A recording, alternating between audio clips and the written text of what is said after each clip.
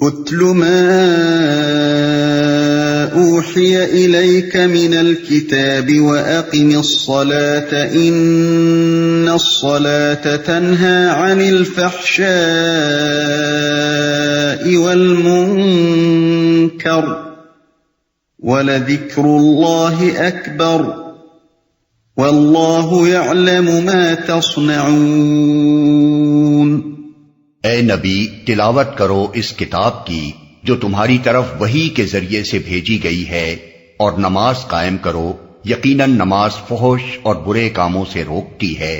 اور اللہ کا ذکر اس سے بھی زیادہ بڑی چیز ہے۔ اللہ جانتا ہے جو کچھ تم لوگ کرتے ہو۔ نماز قائم کرو۔ خطاب بظاہر نبی صلی اللہ علیہ وسلم سے ہے، مگر دراصل مخاطب تمام اہل ایمان ہیں۔ ان پر جو ظلم و ستم اس وقت توڑے جا رہے تھے اور ایمان پر قائم رہنے میں جن شدید حوصلہ شکن مشکلات سے ان کو سابقہ پیش آ رہا تھا، ان کا مقابلہ کرنے کے لیے پچھلے 4 رکوعوں میں صبر و ثبات اور توکل علی اللہ کی مسلسل تلقین کرنے کے بعد اب انہیں عملی تدبیر یہ بتائی جا رہی ہے کہ قرآن کی تلاوت کریں اور نماز قائم کریں، کیونکہ یہی 2 چیزیں ایسی ہیں جو ایک مومن میں وہ مضبوط سیرت اور وہ زبردست صلاحیت پیدا کرتی ہیں جن سے وہ باطل کی بڑی سے بڑی طغیانیوں اور بدی کے سخت طوفانوں کے مقابلے میں نہ صرف کھڑا رہ سکتا ہے بلکہ ان کا منہ پھیر سکتا ہے۔ لیکن تلاوت قرآن اور نماز سے یہ طاقت انسان کو اسی وقت حاصل ہو سکتی ہے جبکہ وہ قرآن کے محض الفاظ کی تلاوت پر اکتفا نہ کرے، بلکہ اس کی تعلیم کو ٹھیک ٹھیک سمجھ کر اپنی روح میں جذب کرتا چلا جائے، اور اس کی نماز صرف حرکات بدن تک محدود نہ رہے بلکہ اس کے قلب کا وظیفہ اور اس کے اخلاق و کردار کی قوت محرکہ بن جائے۔ نماز کے وصف مطلوب کو تو آگے کے فقرے میں قرآن خود بیان کر رہا ہے، رہی تلاوت تو اس کے متعلق یہ جان لینا چاہیے کہ جو تلاوت آدمی کے حلق سے تجاوز کر کے اس کے دل تک نہیں پہنچتی، وہ اسے کفر کی طغیانیوں کے مقابلے کی طاقت تو درکنار، خود ایمان پر قائم رہنے کی طاقت بھی نہیں بخش سکتی۔ جیسا کہ حدیث میں ایک گروہ کے متعلق آیا ہے کہ وہ قرآن پڑھیں گے مگر قرآن ان کے حلق سے نیچے نہیں اترے گا، وہ دین سے اس طرح نکل جائیں گے جیسے تیر کمان سے نکل جاتا ہے۔ بخاری، مسلم، موطا۔ در حقیقت جس تلاوت کے بعد آدمی کے ذہن و فکر اور اخلاق و کردار میں کوئی تبدیلی نہ ہو بلکہ قرآن پڑھ کر بھی آدمی وہ سب کچھ کرتا رہے جن سے قرآن منع کرتا ہے، وہ ایک مومن کی تلاوت ہے ہی نہیں۔ اس کے متعلق تو نبی صلی اللہ علیہ وسلم صاف فرماتے ہیں کہ قرآن پر ایمان نہیں لایا وہ شخص جس نے اس کی حرام کی ہوئی چیزوں کو حلال کر لیا۔ ترمذی بروایت صہیب رومی رضی اللہ عنہ۔ ایسی تلاوت آدمی کے نفس کی اصلاح کرنے اور اس کی روح کو تقویت دینے کے بجائے اس کو اپنے خدا کے مقابلے میں اور زیادہ ڈھیٹ اور اپنے ضمیر کے آگے اور زیادہ بے حیا بنا دیتی ہے، اور اس کے اندر کریکٹر نام کی کوئی چیز باقی نہیں رہنے دیتی، کیونکہ جو شخص قرآن کو خدا کی کتاب مانے اور اسے پڑھ کر یہ معلوم بھی کرتا رہے کہ اس کے خدا نے اسے کیا ہدایات دی ہیں اور پھر اس کی ہدایات کی خلاف ورزی کرتا چلا جائے، اس کا معاملہ تو اس مجرم کا سا ہے جو قانون سے ناواقفیت کی بنا پر نہیں بلکہ قانون سے خوب واقف ہونے کے بعد جرم کا ارتکاب کرتا ہے۔ اس پوزیشن کو سرکار رسالت مآب صلی اللہ علیہ وسلم نے ایک مختصر سے فقرے میں بہترین طریقے پر یوں واضح فرمایا ہے کہ قرآن حجت ہے تیرے حق میں یا تیرے خلاف۔ مسلم۔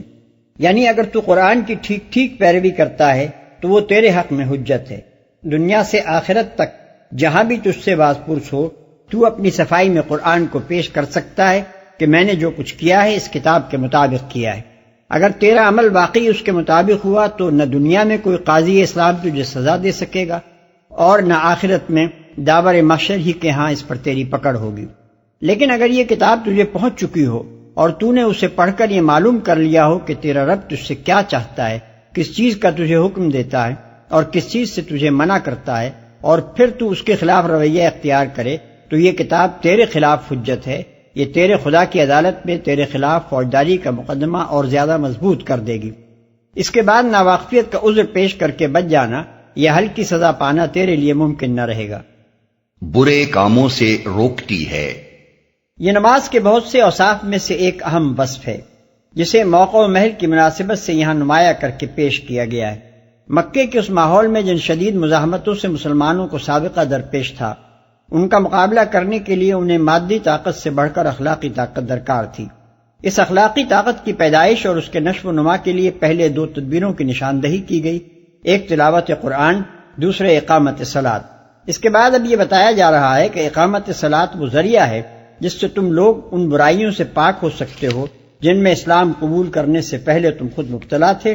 اور جن میں تمہارے گرد و پیش اہل عرب کی اور عرب سے باہر کی جاہلی سوسائٹی اس وقت مبتلا ہے۔ غور کیا جائے تو یہ بات بآسانی سمجھ میں آ سکتی ہے کہ اس موقع پر نماز کے اس خاص فائدے کا ذکر کیوں کیا گیا ہے۔ ظاہر ہے کہ اخلاقی برائیوں سے پاک ہونا اپنے اندر صرف اتنا ہی فائدہ نہیں رکھتا کہ یہ بجائے خود ان لوگوں کے لیے دنیا و آخرت میں نافع ہے جنہیں یہ پاکیزگی حاصل ہو، بلکہ اس کا لازمی فائدہ یہ بھی ہے کہ اس سے ان کو ان سب لوگوں پر زبردست برتری حاصل ہو جاتی ہے جو طرح طرح کی اخلاقی برائیوں میں مبتلا ہوں اور جاہلیت کے اس ناپاک نظام کو جو ان برائیوں کی پرورش کرتا ہے برقرار رکھنے کے لیے ان پاکیزہ انسانوں کے مقابلے میں ایڑی چوٹی کا زور لگا رہے ہوں۔ فحشا اور منکر کا اطلاق جن برائیوں پر ہوتا ہے انہیں انسان کی فطرت برا جانتی ہے، اور ہمیشہ سے ہر قوم اور ہر معاشرے کے لوگ خواہ وہ عملاً کیسے ہی بگڑے ہوئے ہوں اصولاً ان کو برا ہی سمجھتے رہیں۔ نزول قرآن کے وقت عرب کا معاشرہ بھی اس عام کلیت سے مستثنیٰ نہ تھا۔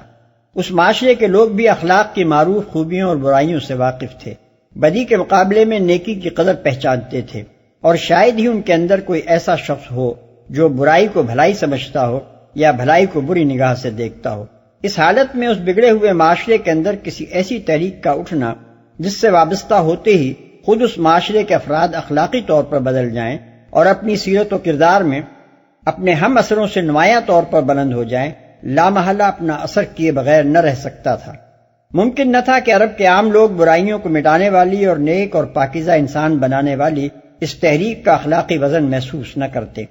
اور اس کے مقابلے میں محض جاہلی تعصبات کے کھوکھلے نعروں کے بنا پر ان لوگوں کا ساتھ دیے چلے جاتے جو خود اخلاقی برائیوں میں مبتلا تھے اور جاہلیت کے اس نظام کو قائم رکھنے کے لیے لڑ رہے تھے جو ان برائیوں کو صدیوں سے پرورش کر رہا تھا۔ یہی وجہ ہے کہ قرآن نے اس موقع پر مسلمانوں کو مادی وسائل اور طاقتیں فراہم کرنے کے بجائے نماز قائم کرنے کی تلقین کی، تاکہ یہ مٹھی بھر انسان اخلاق کی وہ طاقت اپنے اندر پیدا کر لیں جو لوگوں کے دل جیت لے اور تیر و تفنگ کے بغیر دشمنوں کو شکست دے دے۔ نماز کی یہ خوبی جو اس آیت میں بیان کی گئی ہے اس کے دو پہلو ہیں۔ ایک اس کا وصف لازم ہے، یعنی یہ کہ وہ فحشا اور منکر سے روکتی ہے،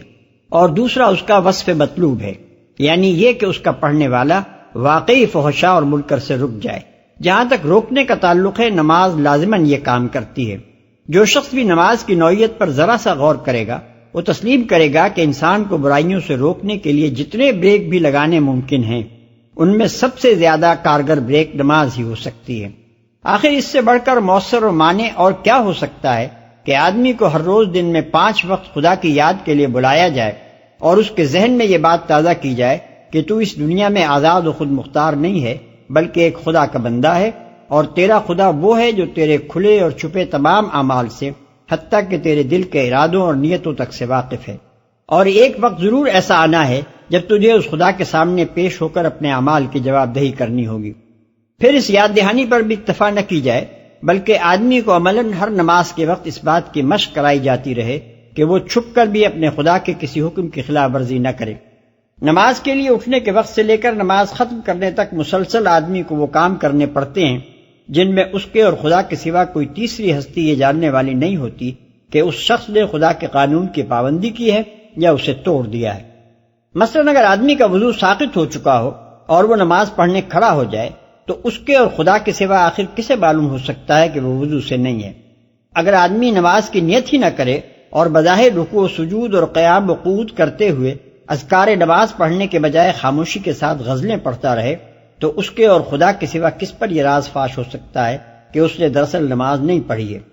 اس کے باوجود جب آدمی جسم اور لباس کی طہارت سے لے کر نماز کے ارکان اور اذکار تک قانون خداوندی کی تمام شرائط کے مطابق ہر روز 5 وقت نماز ادا کرتا ہے تو اس کے معنی یہ ہے کہ اس نماز کے ذریعے سے روزانہ کئی بار اس کے ضمیر میں زندگی پیدا کی جا رہی ہے، اس میں ذمہ داری کا احساس بیدار کیا جا رہا ہے، اسے فرشناس انسان بنایا جا رہا ہے، اور اس کو عملاً اس بات کی مشق کرائی جا رہی ہے کہ وہ خود اپنے جذبہ اطاعت کے زیر اثر خفیہ اور علانیہ ہر حال میں اس قانون کی پابندی کرے جس پر وہ ایمان لایا، خواہ خارج میں اس سے پابندی کرانے والی کوئی طاقت موجود ہو یا نہ ہو، اور خواہ دنیا کے لوگوں کو اس کے عمل کا حال معلوم ہو یا نہ ہو۔ اس لحاظ سے دیکھا جائے تو یہ ماننے کے سوا چارہ نہیں ہے کہ نماز صرف یہی نہیں کہ آدمی کو فحشاء و منکر سے روکتی ہے، بلکہ در حقیقت دنیا میں کوئی دوسرا طریق تربیت ایسا نہیں ہے جو انسان کو برائیوں سے روکنے کے معاملے میں اس درجہ مؤثر ہو۔ اب رہا یہ سوال کہ آدمی نماز کی پابندی اختیار کرنے کے بعد عملاً بھی برائیوں سے رکتا ہے یا نہیں، تو اس کا انحصار خود اس آدمی پر ہے جو اصلاح نفس کی یہ تربیت لے رہا ہو۔ وہ اس سے فائدہ اٹھانے کی نیت رکھتا ہو اور اس کی کوشش کرے تو نماز کے اصلاحی اثرات اس پر مترتب ہوں گے، ورنہ ظاہر ہے کہ دنیا کی کوئی تدبیر اصلاح بھی اس شخص پر کارگر نہیں ہو سکتی جو اس کا اثر قبول کرنے کے لیے تیار ہی نہ ہو یا جان بوجھ کر اس کی تاثیر کو دفع کرتا رہے۔ اس کی مثال ایسی ہے جیسے غذا کی لازمی خاصیت بدن کا تغذیہ اور نشو و نما ہے، لیکن یہ فائدہ اسی صورت میں حاصل ہو سکتا ہے جبکہ آدمی اسے جزو بدن بننے دے۔ اگر کوئی شخص ہر کھانے کے بعد فوراً ہی قے کر کے ساری غذا باہر نکالتا چلا جائے تو اس طرح کا کھانا اس کے لیے کچھ بھی نافع نہیں ہو سکتا۔ جس طرح ایسے شخص کی نظیر سامنے لا کر آپ یہ نہیں کہہ سکتے کہ غذا موجب تغذیہ بدن نہیں ہے کیونکہ فلاں شخص کھانا کھانے کے باوجود سوکھتا چلا جا رہا ہے، اسی طرح بدعمل نمازی کی مثال پیش کر کے آپ یہ نہیں کہہ سکتے کہ نماز برائیوں سے روکنے والی نہیں ہے کیونکہ فلاں شخص نماز پڑھنے کے باوجود بدعمل ہے۔ ایسے نمازی کے متعلق تو یہ کہنا زیادہ صحیح ہے کہ وہ در حقیقت نماز نہیں پڑھتا، جیسے کھانا کھا کر قے کر دینے والے کے متعلق یہ کہنا زیادہ صحیح ہے کہ وہ در حقیقت کھانا نہیں کھاتا۔ ٹھیک یہی بات ہے جو متعدد احادیث میں نبی صلی اللہ علیہ وسلم اور بعض اکابر صحابہ و تابعین سے مروی ہوئی ہے۔ عمران بن حسین کی روایت ہے کہ حضور صلی اللہ علیہ وسلم نے فرمایا، جسے اس کی نماز نے فحش اور برے کاموں سے نہ روکا اس کی نماز نہیں ہے۔ ابن ابی حاتم۔ ابن عباس رضی اللہ عنہ حضور صلی اللہ علیہ وسلم کا یہ ارشاد نقل کرتے ہیں کہ جس کی نماز نے اسے فحش اور برے کاموں سے نہ روکا اس کو اس کی نماز نے اللہ سے اور زیادہ دور کر دیا۔ ابن ابی حاتم طبرانی۔ یہی مضمون جناب حسن بصری رضی اللہ عنہ نے بھی حضور صلی اللہ علیہ وسلم سے مرسلاً روایت کیا ہے۔ ابن جریر بہقی۔ ابن مسعود رضی اللہ عنہ سے حضور صلی اللہ علیہ وسلم کا یہ ارشاد مروی ہے کہ اس شخص کی کوئی نماز نہیں ہے جس نے نماز کی اطاعت نہ کی، اور نماز کی اطاعت یہ ہے کہ آدمی فحشاء و منکر سے رک جائے۔ ابن جریر ابن ابی حاتم۔ اسی مضمون کے متعدد اقوال حضرات عبداللہ ابن مسعود، عبداللہ ابن عباس، حسن بصری، قتادہ اور اعمش وغیرہ ہم سے منقول ہیں۔ امام جعفر صادق رحمۃ اللہ علیہ فرماتے ہیں، جو شخص یہ معلوم کرنا چاہے کہ اس کی نماز قبول ہوئی ہے یا نہیں، اسے دیکھنا چاہیے کہ اس کی نماز نے اسے فحشاء اور منکر سے کہاں تک باز رکھا۔ اگر نماز کے روکنے سے وہ برائیاں کرنے سے رک گیا ہے تو اس کی نماز قبول ہوئی ہے۔ روح المعانی۔ اس سے بھی زیادہ بڑی چیز ہے۔ اس کے کئی معنی ہو سکتے ہیں۔ ایک یہ کہ اللہ کا ذکر یعنی نماز اس سے بزرگ تر ہے، اس کی تاثیر صرف سلبی ہی نہیں ہے کہ برائیوں سے روکے، بلکہ اس سے بڑھ کر وہ نیکیوں پر ابھارنے والی اور سبقت الی الخیرات پر آمادہ کرنے والی چیز بھی ہے۔ دوسرا مطلب یہ ہے کہ اللہ کی یاد بجائے خود بہت بڑی چیز ہے، خیر الاعمال ہے، انسان کا کوئی عمل اس سے افضل نہیں ہے۔ تیسرا مطلب یہ ہے کہ اللہ کا تمہیں یاد کرنا تمہارے اس کو یاد کرنے سے زیادہ بڑی چیز ہے۔ قرآن میں اللہ تعالیٰ کا ارشاد ہے کہ فَاذْكُرُونِي أَذْكُرْكُمْ، البقرہ آیت 152، یعنی تم مجھے یاد کرو میں تمہیں یاد کروں گا۔ پس جب بندہ نماز میں اللہ کو یاد کرے گا تو لا محالہ اللہ بھی اس کو یاد کرے گا، اور یہ فضیلت کہ اللہ کسی بندے کو یاد کرے اس سے بزرگ تر ہے کہ بندہ اللہ کو یاد کرے۔ ان تین مطالب کے علاوہ ایک اور لطیف مطلب یہ بھی ہے جسے حضرت ابو درداء رضی اللہ عنہ کی اہلیہ محترمہ نے بیان کیا ہے کہ اللہ تعالیٰ کی یاد نماز تک محدود نہیں ہے بلکہ اس کا دائرہ اس سے بہت زیادہ وسیع ہے۔ جب آدمی روزہ رکھتا ہے یا زکوٰۃ دیتا ہے یا کوئی نیک کام کرتا ہے تو لامحالہ اللہ کو یاد ہی کرتا ہے، تبھی تو اس سے وہ عمل نیک صادر ہوتا ہے۔ اسی طرح جب آدمی کسی برائی کے مواقع سامنے آنے پر اس سے پرہیز کرتا ہے تو یہ بھی اللہ کی یاد ہی کا نتیجہ ہوتا ہے۔ اس لیے یاد الہی ایک مومن کی پوری زندگی پر حاوی ہوتی ہے۔ وَلَا تُجَادِلُوا أَهْلَ الْكِتَابِ إِلَّا بِالَّتِي هِيَ أَحْسَنُ إِلَّا الَّذِينَ ظَلَمُوا مِنْهُمْ وَقُولُوا آمَنَّا بِالَّذِي أُنزِلَ إِلَيْنَا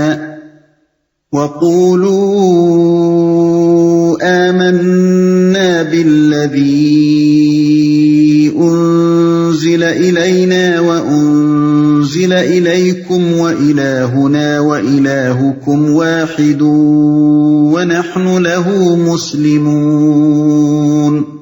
اور اہل کتاب سے بحث نہ کرو مگر عمدہ طریقے سے، سوائے ان لوگوں کے جو ان میں سے ظالم ہوں، اور ان سے کہو ہم ایمان لائے ہیں اس چیز پر بھی جو ہماری طرف بھیجی گئی ہے اور اس چیز پر بھی جو تمہاری طرف بھیجی گئی تھی، ہمارا خدا اور تمہارا خدا ایک ہی ہے اور ہم اسی کے مسلم فرما بردار ہیں۔ اہل کتاب،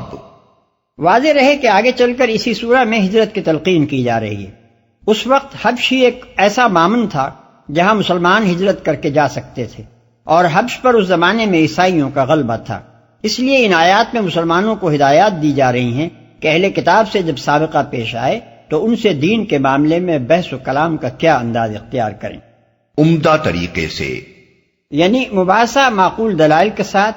مہذب و شائستہ زبان میں اور افہام و تفہیم کے اسپرٹ میں ہونا چاہیے، تاکہ جس شخص سے بحث کی جا رہی ہو اس کے خیالات کی اصلاح ہو سکے۔ مبلغ کو فکر اس بات کی ہونی چاہیے کہ وہ مخاطب کے دل کا دروازہ کھول کر حق بات اس میں اتار دے اور اسے راہ راست پر لائے۔ اس کو ایک پہلوان کی طرح نہیں لڑنا چاہیے جس کا مقصد اپنے مد مقابل کو نیچا دکھانا ہوتا ہے، بلکہ اس کو ایک حکیم کی طرح چارہ گری کرنی چاہیے جو مریض کا علاج کرتے ہوئے ہر وقت یہ بات ملحوظ رکھتا ہے کہ اس کی اپنی کسی غلطی سے مریض کا مرض اور زیادہ بڑھ نہ جائے، اور اس امر کی پوری کوشش کرتا ہے کہ کم سے کم تکلیف کے ساتھ مریض شفایاب ہو جائے۔ یہ ہدایت اس مقام پر تو موقع کی مناسبت سے اہل کتاب کے ساتھ مباحثہ کرنے کے معاملے میں دی گئی ہے، مگر یہ اہل کتاب کے لیے مخصوص نہیں ہے، بلکہ تبلیغ دین کے باب میں ایک عام ہدایت ہے جو قرآن مجید میں جگہ جگہ دی گئی ہے۔ مثلا ادعو الی سبیل ربک بالحکمۃ والموعظۃ الحسنۃ وجادلہم باللتی ہی احسن، سورہ نحل آیت 125،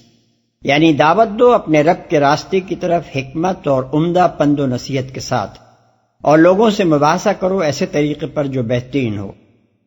وَلَا تَسْتَوِي الْحَسَنَةُ وَلَا السَّيِّئَةُ ادْفَعْ بِالَّتِي هِيَ أَحْسَنُ فَإِذَا الَّذِي بَيْنَكَ وَبَيْنَهُ عَدَاوَةٌ كَأَنَّهُ وَلِيٌّ حَمِيمٌ، سورہ حامیم السجدہ آیت 34، یعنی بھلائی اور برائی یکساں نہیں ہیں، مخالفین کے حملوں کی مدافعت ایسے طریقے سے کرو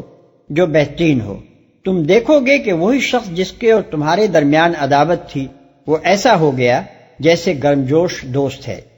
ادفع باللتی ہی احسن السیئہ نحن اعلم بما یصفون، المؤمنون آیت 96،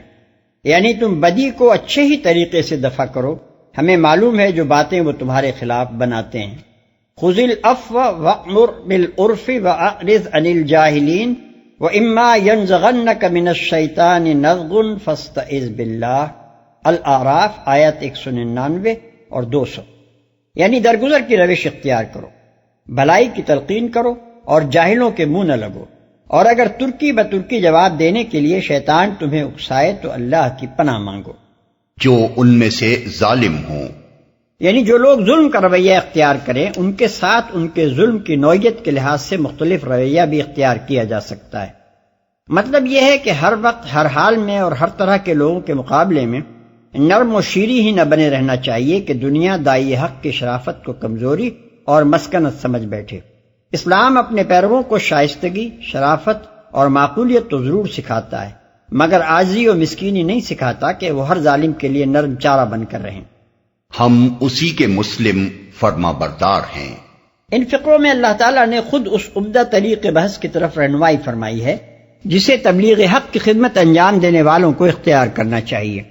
اس میں یہ سکھایا گیا ہے کہ جس شخص سے تمہیں بحث کرنی ہو اس کی گمراہی کو بحث کا نقطۂ آغاز نہ بناؤ، بلکہ اس بات سے شروع کرو کہ حق و صداقت کے وہ کون سے اجزاء ہیں جو تمہارے اور اس کے درمیان مشترک ہیں، یعنی آغاز کلام نکات اختلاف سے نہیں بلکہ نکات اتفاق سے ہونا چاہیے۔ پھر انہی متفق علیہ امور سے استدلال کر کے مخاطب کو یہ سمجھانے کی کوشش کرنی چاہیے کہ جن امور میں تمہارے اور اس کے درمیان اختلاف ہے ان میں تمہارا مسلک متفق علیہ بنیادوں سے مطابقت رکھتا ہے اور اس کا مسلک ان سے متضاد ہے۔ اس سلسلے میں یہ سمجھ لینا چاہیے کہ اہل کتاب مشرکین عرب کی طرح وحی و رسالت اور توحید کے منکر نہ تھے، بلکہ مسلمانوں کی طرح ان سب حقیقتوں کو مانتے تھے۔ ان بنیادی امور میں اتفاق کے بعد اگر کوئی بڑی چیز بنیاد اختلاف ہو سکتی تھی تو وہ یہ کہ مسلمان ان کے ہاں آئی ہوئی آسمانی کتابوں کو نہ مانتے اور اپنے ہاں آئی ہوئی کتاب پر ایمان لانے کی انہیں دعوت دیتے اور اس کے نہ ماننے پر انہیں کافر قرار دیتے۔ یہ جھگڑے کی بڑی مضبوط وجہ ہوتی، لیکن مسلمانوں کا موقف اس سے مختلف تھا۔ وہ تمام ان کتابوں کو برحق تسلیم کرتے تھے جو اہل کتاب کے پاس موجود تھی، اور پھر اس وحی پر ایمان لائے تھے جو محمد صلی اللہ علیہ وسلم پر نازل ہوئی تھی۔ اس کے بعد یہ بتانا اہل کتاب کا کام تھا کہ کس معقول وجہ سے وہ خدا ہی کی نازل کردہ ایک کتاب کو مانتے اور دوسری کتاب کا انکار کرتے ہیں۔ اسی لیے اللہ تعالیٰ نے یہاں مسلمانوں کو تلقین فرمائی ہے کہ اہل کتاب سے جب سابقہ پیش آئے تو سب سے پہلے مثبت طور پر اپنا یہی موقف ان کے سامنے پیش کرو۔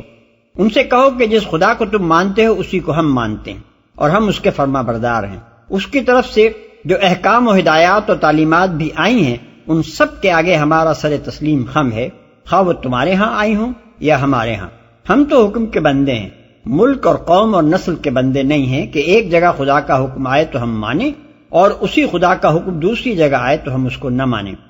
قرآن مجید میں یہ بات جگہ جگہ دہرائی گئی ہے، اور خصوصاً اہل کتاب سے جہاں سابقہ پیش آیا ہے وہاں تو اسے زور دے کر بیان کیا گیا ہے۔ مثال کے طور پر سورہ بقرہ آیات 4، 136، 177، 285،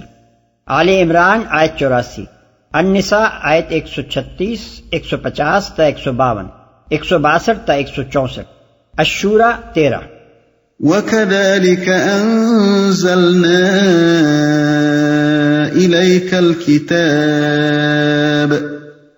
فَالَّذِينَ آتَيْنَاهُمُ الْكِتَابَ يُؤْمِنُونَ بِهِ وَمِنْ هَؤُلَاءِ مَن يُؤْمِنُ بِهِ وَمَا يَجْحَدُ بِآيَاتِنَا إِلَّا الْكَافِرُونَ۔ اے نبی، ہم نے اسی طرح تمہاری طرف کتاب نازل کی ہے، اس لیے وہ لوگ جن کو ہم نے پہلے کتاب دی تھی وہ اس پر ایمان لاتے ہیں، اور ان لوگوں میں سے بھی بہت سے اس پر ایمان لا رہے ہیں، اور ہماری آیات کا انکار صرف کافر ہی کرتے ہیں۔ تمہاری طرف کتاب نازل کی ہے۔ اس کے دو مطلب ہو سکتے ہیں،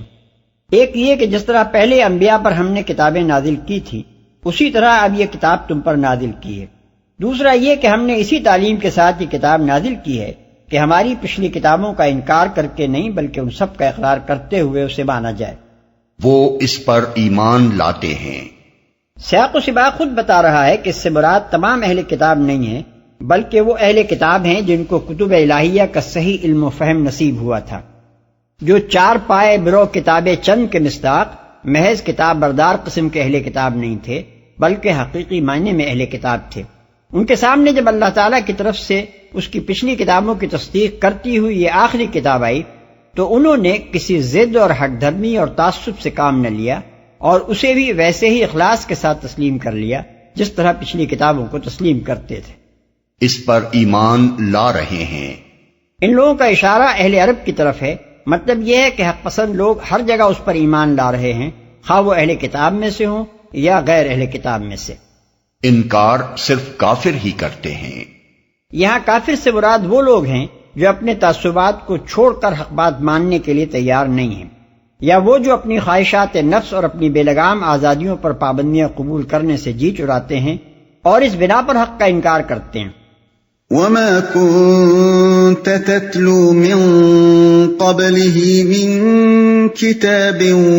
وَلَا تَخُطُّهُ بِيَمِينِكَ إِذًا لَارْتَابَ الْمُبْطِلُونَ۔ اے نبی، تم اس سے پہلے کوئی کتاب نہیں پڑھتے تھے اور نہ اپنے ہاتھ سے لکھتے تھے، اگر ایسا ہوتا تو باطل پرست لوگ شک میں پڑ سکتے تھے۔ یہ نبی صلی اللہ علیہ وسلم کی نبوت کے ثبوت میں وہی استدلال ہے جو اس سے پہلے سورہ یونس اور سورہ قصص میں گزر چکا ہے۔ اس آیت میں استدلال کی بنیاد یہ ہے کہ نبی صلی اللہ علیہ وسلم ان پڑھ تھے۔ آپ کے اہل وطن اور رشتہ و برادری کے لوگ جن کے درمیان روز پیدائش سے سن کہولت کو پہنچنے تک آپ کی ساری زندگی بسر ہوئی تھی، اس بات سے خوب واقف تھے کہ آپ نے عمر بھر نہ کبھی کوئی کتاب پڑھی نہ کبھی قلم ہاتھ میں لیا۔ اس امر واقعہ کو پیش کر کے اللہ تعالیٰ فرماتا ہے کہ یہ اس بات کا کھلا ہوا ثبوت ہے کہ کتب آسمانی کی تعلیمات، انبیاء سابقین کے حالات، مذاہب و ادیان کے عقائد، قدیم قوموں کی تاریخ، اور تمدن و اخلاق و معیشت کے اہم مسائل پر جس وسیع اور گہرے علم کا اظہار اس امی کی زبان سے ہو رہا ہے، یہ اس کو وحی کے سوا کسی دوسرے ذریعے سے حاصل نہیں ہو سکتا تھا۔ اگر اس کو نوشت و خوان کا علم ہوتا اور لوگوں نے کبھی اسے کتابیں پڑھتے اور مطالعہ و تحقیق کرتے دیکھا ہوتا تو باطل پرستوں کے لیے یہ شک کرنے کی کچھ بنیاد ہو بھی سکتی تھی کہ یہ علم وحی سے نہیں بلکہ اخذ و اکتساب سے حاصل کیا گیا ہے، لیکن اس کی امیت نے تو ایسے کسی شک کے لیے برائے نام بھی کوئی بنیاد باقی نہیں چھوڑی ہے۔ اب خالص ہٹ درمی کے سوا اس کی نبوت کا انکار کرنے کی اور کوئی وجہ نہیں ہے جسے کسی درجے میں بھی معقول کہا جا سکتا ہو۔ بل هو آیات بینات فی صدور الذین اوتوا العلم وما يجحد بآیاتنا الا الظالمون۔ دراصل یہ روشن نشانیاں ہیں ان لوگوں کے دلوں میں جنہیں علم بخشا گیا ہے، اور ہماری آیات کا انکار نہیں کرتے مگر وہ جو ظالم ہیں جنہیں علم بخشا گیا ہے۔ یعنی ایک امی کا قرآن جیسی کتاب پیش کرنا اور یکایک ان غیر معمولی کمالات کا مظاہرہ کرنا جن کے لیے کسی سابقہ تیاری کے آثار کبھی کسی کے مشاہدے میں نہیں آئے، یہی دانش و بینش رکھنے والوں کی نگاہ میں اس کی پیغمبری پر دلالت کرنے والی روشن ترین نشانیاں ہیں۔ دنیا کی تاریخی ہستیوں میں سے جس کے حالات کا بھی جائزہ لیا جائے، آدمی اس کے اپنے ماحول میں ان اسباب کا پتہ چلا سکتا ہے جو اس کی شخصیت بنانے اور اس سے ظاہر ہونے والے کمالات کے لیے اس کو تیار کرنے میں کار فرما تھے۔ اس کے ماحول اور اس کی شخصیت کے اجزائے ترکیبی میں کھلی مناسبت پائی جاتی ہے، لیکن محمد صلی اللہ علیہ وسلم کی شخصیت جن حیرت انگیز کمالات کی مظہر تھی، ان کا کوئی ماخذ آپ کے ماحول میں تلاش نہیں کیا جا سکتا۔ یہاں نہ اس وقت کے عربی معاشرے میں اور نہ گرد و پیش کے جن ممالک سے عرب کے تعلقات تھے ان کے معاشرے میں، کہیں دور دراز سے بھی وہ عناصر ڈھونڈ کر نہیں نکالے جا سکتے جو محمد صلی اللہ علیہ وسلم کی شخصیت کے اجزائے ترکیبی سے کوئی مناسبت رکھتے ہوں۔ یہی حقیقت ہے جس کی بنا پر یہاں فرمایا گیا ہے کہ محمد صلی اللہ علیہ وسلم کی ذات ایک نشانی نہیں بلکہ بہت سی روشن نشانیوں کا مجموعہ ہے۔ جاہل آدمی کو اس میں کوئی نشانی نظر نہ آتی ہو تو نہ آئے، مگر جو لوگ علم رکھنے والے ہیں وہ ان نشانیوں کو دیکھ کر اپنے دلوں میں قائل ہو گئے ہیں کہ یہ شان ایک پیغمبر ہی کی ہو سکتی ہے۔ وَقَالُوا لَوْلَا أُنزِلَ عَلَيْهِ آيَاتٌ مِّن رَّبِّهِ قُلْ إِنَّمَا الْآيَاتُ عِندَ اللَّهِ وَإِنَّمَا أَنَا نَذِيرٌ مُّبِينٌ۔ یہ لوگ کہتے ہیں کہ کیوں نہ اتاری گئی اس شخص پر نشانیاں اس کے رب کی طرف سے۔ کہو نشانیاں تو اللہ کے پاس ہیں اور میں صرف خبردار کرنے والا ہوں کھول کھول کر۔ نشانیاں یعنی معجزات جنہیں دیکھ کر یقین آئے کہ واقعی محمد صلی اللہ علیہ وسلم اللہ کے نبی ہیں۔ اولم یکفہم انا انزلنا علیک الکتاب یتلی علیہم ان فی ذلک لرحمۃ وذکری لقوم یؤمنون۔ اور کیا ان لوگوں کے لیے یہ نشانی کافی نہیں ہے کہ ہم نے تم پر کتاب نازل کی جو انہیں پڑھ کر سنائی جاتی ہے؟ در حقیقت اس میں رحمت ہے اور نصیحت ان لوگوں کے لیے جو ایمان لاتے ہیں، جو انہیں پڑھ کر سنائی جاتی ہے۔ یعنی امی ہونے کے باوجود تم پر قرآن جیسی کتاب کا نازل ہونا کیا یہ بجائے خود اتنا بڑا معجزہ نہیں ہے کہ تمہاری رسالت پر یقین لانے کے لیے یہ کافی ہو؟ اس کے بعد بھی کسی اور معجزے کی ضرورت باقی رہ جاتی ہے؟ دوسرے معجزے تو جنہوں نے دیکھے ان کے لیے وہ معجزے تھے، مگر یہ معجزات تو ہر وقت تمہارے سامنے ہے، تمہیں آئے دن پڑھ کر سنایا جاتا ہے، تم ہر وقت اسے دیکھ سکتے ہو۔ قرآن مجید کے اس بیان و استدلال کے بعد ان لوگوں کی جسارت حیرت انگیز ہے جو نبی صلی اللہ علیہ وسلم کو خواندہ ثابت کرنے کی کوشش کرتے ہیں، حالانکہ یہاں قرآن صاف الفاظ میں حضور صلی اللہ علیہ وسلم کے ناخواندہ ہونے کو آپ کی نبوت کے حق میں ایک طاقتور ثبوت کے طور پر پیش کر رہا ہے۔ جن روایات کا سہارا لے کر یہ دعویٰ کیا جاتا ہے کہ حضور صلی اللہ علیہ وسلم لکھے پڑھے تھے یا بعد میں آپ صلی اللہ علیہ وسلم نے لکھنا پڑھنا سیکھ لیا تھا، وہ اول تو پہلی ہی نظر میں رد کر دینے کے لائق ہیں، کیونکہ قرآن کے خلاف کوئی روایت بھی قابل قبول نہیں ہو سکتی۔ پھر وہ بجائے خود بھی اتنی کمزور ہیں کہ ان پر کسی استدلال کی بنیاد قائم نہیں ہو سکتی۔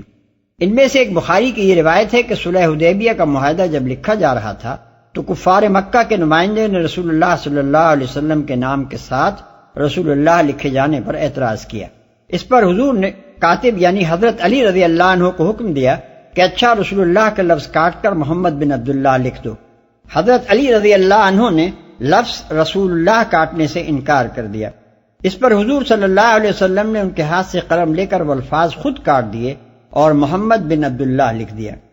لیکن یہ روایت برا بن عازب سے بخاری میں 4 جگہ اور مسلم میں 2 جگہ وارد ہوئی ہے اور ہر جگہ الفاظ مختلف ہیں۔ 1 بخاری کتاب الصلح میں ایک روایت کے الفاظ یہ ہیں، حضور صلی اللہ علیہ وسلم نے حضرت علی رضی اللہ عنہ سے فرمایا یہ الفاظ کاٹ دو۔ انہوں نے عرض کیا میں تو نہیں کاٹ سکتا۔ آخر کار حضور صلی اللہ علیہ وسلم نے اپنے ہاتھ سے انہیں کاٹ دیا۔ 2 اسی کتاب میں دوسری روایت کے الفاظ یہ ہیں، پھر علی رضی اللہ عنہ سے کہا رسول اللہ کاٹ دو۔ انہوں نے کہا خدا کی قسم میں آپ کا نام کبھی نہ کاٹوں گا۔ آخر حضور صلی اللہ علیہ وسلم نے تحریر لے کر لکھا یہ وہ معاہدہ ہے جو محمد بن عبداللہ نے طے کیا۔ 3 تیسری روایت انہی برا بن عازب سے بخاری کتاب الجزیہ میں یہ ہے کہ حضور صلی اللہ علیہ وسلم خود نہ لکھ سکتے تھے، آپ نے حضرت علی رضی اللہ عنہ سے کہا رسول اللہ کاٹ دو۔ انہوں نے عرض کیا خدا کی قسم میں یہ الفاظ ہرگز نہ کاٹوں گا۔ اس پر حضور صلی اللہ علیہ وسلم نے فرمایا مجھے وہ جگہ بتاؤ جہاں یہ الفاظ لکھے ہیں۔ انہوں نے آپ کو جگہ بتائی اور آپ نے اپنے ہاتھ سے وہ الفاظ کاٹ دیے۔ چوتھی روایت بخاری کتاب المغازی میں یہ ہے، پس حضور صلی اللہ علیہ وسلم نے وہ تحریر لے لی، درحالے کہ آپ لکھنا نہ جانتے تھے، اور آپ نے لکھا یہ وہ معاہدہ ہے جو محمد بن عبداللہ نے طے کیا۔ 5 انہی برا بن عازب سے مسلم کتاب الجہاد میں ایک روایت یہ ہے کہ حضرت علی رضی اللہ عنہ کے انکار کرنے پر حضور صلی اللہ علیہ وسلم نے اپنے ہاتھ سے رسول اللہ کے الفاظ مٹا دیے۔ 6 دوسری روایت اسی کتاب میں ان سے یہ منقول ہے کہ حضور صلی اللہ علیہ وسلم نے حضرت علی رضی اللہ عنہ سے فرمایا مجھے بتاؤ رسول اللہ کا لفظ کہاں لکھا ہے۔ حضرت علی رضی اللہ عنہ نے آپ کو جگہ بتائی اور آپ نے اسے مٹا کر ابن عبداللہ لکھ دیا۔ روایات کا یہ اضطراب صاف بتا رہا ہے کہ بیچ کے راویوں نے حضرت براء ابن عازب رضی اللہ عنہ کے الفاظ جو کہ تو نقل نہیں کیے، اس لیے ان میں سے کسی ایک کی نقل پر بھی ایسا مکمل اعتماد نہیں کیا جا سکتا کہ یقینی طور پر یہ کہا جا سکے کہ حضور صلی اللہ علیہ وسلم نے محمد بن عبداللہ کے الفاظ اپنے دست مبارک ہی سے لکھے تھے۔ ہو سکتا ہے کہ صحیح صورت واقعہ یہ ہو کہ جب حضرت علی رضی اللہ عنہ نے رسول اللہ کا لفظ مٹانے سے انکار کر دیا تو آپ نے اس کی جگہ ان سے پوچھ کر یہ لفظ اپنے ہاتھ سے مٹا دیا ہو اور پھر ان سے یا کسی دوسرے کاتب سے ابن عبداللہ کے الفاظ لکھوا دیے ہوں۔ دوسری روایت سے معلوم ہوتا ہے کہ اس موقع پر صلح نامہ 2 کاتب لکھ رہے تھے، ایک حضرت علی رضی اللہ عنہ اور دوسرے محمد بن مسلمہ، فتح الباری جلد 5 صفحہ 217۔ اس لیے یہ امر بعید نہیں ہے کہ جو کام ایک کاتب نے نہ کیا تھا وہ دوسرے کاتب سے لے لیا گیا۔ تاہم اگر واقعہ یہی ہو کہ حضور صلی اللہ علیہ وسلم نے اپنا نام اپنے ہی دست مبارک سے لکھا ہو تو ایسی مثالیں دنیا میں بکثرت پائی جاتی ہیں کہ ان پڑھ لوگ صرف اپنا نام لکھنا سیکھ لیتے ہیں، باقی کوئی چیز نہ پڑھ سکتے ہیں نہ لکھ سکتے ہیں۔ دوسری روایت جس کی بنا پر نبی صلی اللہ علیہ وسلم کے خواندہ ہونے کا دعویٰ کیا گیا ہے، مجاہد سے ابن ابی شیبہ اور عمر بن شبہ نے نقل کی ہے۔ اس کے الفاظ یہ ہیں کہ رسول اللہ صلی اللہ علیہ وسلم اپنی وفات سے پہلے لکھنا پڑھنا سیکھ چکے تھے، لیکن اول تو یہ سندن بہت ضعیف روایت ہے، جیسا کہ حافظ ابن کثیر فرماتے ہیں فضعیف لا اصل لہ۔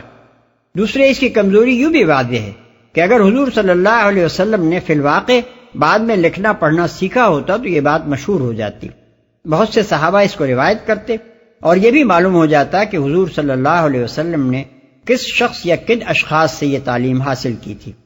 لیکن سوائے ایک عون بن عبداللہ کے جن سے مجاہد نے بھی یہ بات سنی اور کوئی شخص اسے روایت نہیں کرتا، اور یہ عون بھی صحابی نہیں بلکہ تابعی ہیں جنہوں نے قطعاً یہ نہیں بتایا کہ انہیں کس صحابی یا کن صحابیوں سے اس واقعے کا علم حاصل ہوا۔ ظاہر ہے کہ ایسی کمزور روایتوں کی بنیاد پر کوئی ایسی بات قابل تسلیم نہیں ہو سکتی جو مشہور و معروف واقعات کی تردید کرتی ہو۔ جو ایمان لاتے ہیں، یعنی بلا شبہ اس کتاب کا نزول اللہ تعالیٰ کی بہت بڑی مہربانی ہے اور یہ بندوں کے لیے بڑی پند و نصیحت پر مشتمل ہے، مگر اس کا فائدہ صرف وہی لوگ اٹھا سکتے ہیں جو اس پر ایمان لائیں۔